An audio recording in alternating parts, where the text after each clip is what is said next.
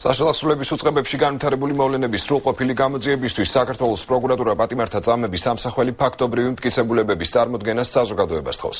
მშავდებულთა უფლებების დაცვის მიზნით მოქალაქეებსა და არასამთავრობო ორგანიზაციებს, რომელთაც პატიმართა მიმართ არაადამიანური მოპყრობის ვიდეო ჩანაწერები აქვთ, საგამოძიებო უწყება მასალების დაუყოვნებლივ გადაცემას ავალდებულებს. პროკურატურის განცხადებით ამ ტიპის ინფორმაცია გამოძიების მყისიერი რეაგირებისა და უკანონობის აღკვეთისთვისაა საჭირო. ჩვენ მიმართავთ ყველა იმ ადამიანს ან ორგანიზაციას, რომელსაც გააჩნია წამების ან არაადამიანური მოპყრობის ამსახველი ვიდეო ჩანაწერი, დაუყოვნებლივ წარმოადგინონ ეს მტკიცებულებები პროკურატურაში. მოწოდებული ინფორმაცია მნიშვნელოვანია, რათა გამოძიება მოახდინოს მყისიერი რეაგირება და აკვეთოს უკანონობის გამოვლენება.